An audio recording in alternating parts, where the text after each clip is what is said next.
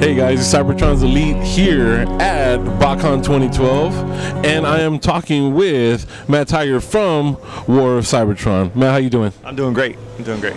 So, Botcon, that's very exciting. This is what Transformer fans love to come and do. So, you guys are like the equivalent of what Rocksteady is for Warner Brothers that did with Batman. You guys made an awesome Transformer game. So, speak a little bit about right now, and before we get into the War of Cybertron, talk about a little bit of what you guys are feeling after the effect of the awesome first game.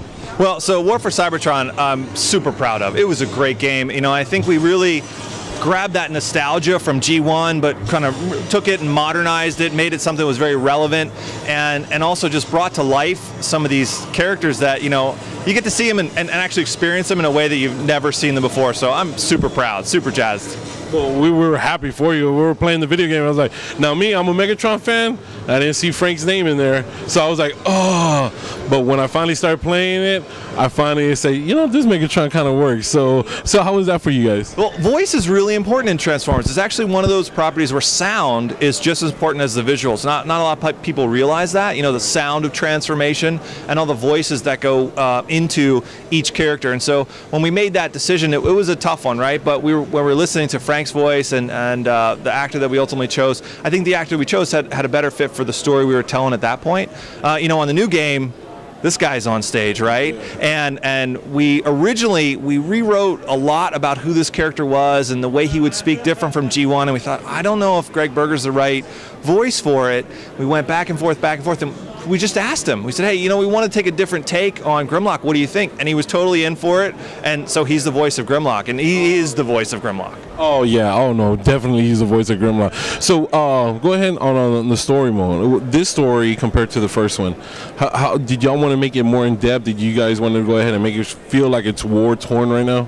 So I thought we did a pretty good job of being a very authentic Transformers tale in War for Cybertron. This game picks up immediately following that story, so we're just kind of picking up and running with what we had done before. But what we wanted to do is kind of make more immersive storytelling, fewer movies and more kind of experiences where you can be in control of things, and so you're going to see a lot more of that in this game than you saw in the last one. Awesome. We can't wait. So is there something that hardcore Transformers fans that you guys are putting in the video game you can give them a little nugget about? Well, let's see. So for what you're going to get, right, which I actually think we did a pretty good job of in War for Cybertron, was in this game there's just going to be these little nuggets where you're going to say, I remember that from a comic. I remember that from the movie. I remember that from episode whatever, from season 2, from G1. So there's just tons of these little one-liners, like the characters will say things, and sometimes they're reworked just, you know, 5–10%. To kind of fit in the story, but you're like, I know where that came from. And I think if you're a hardcore Transformers fan, there's going to be 100 moments when you play the game where you're like, I know exactly where that came from. And that's our kind of love letter to the fans, is what people call it, right? That's our kind of make sure that our hardest of the hardcore fans know that we listen to them, we hear them, and they matter to us.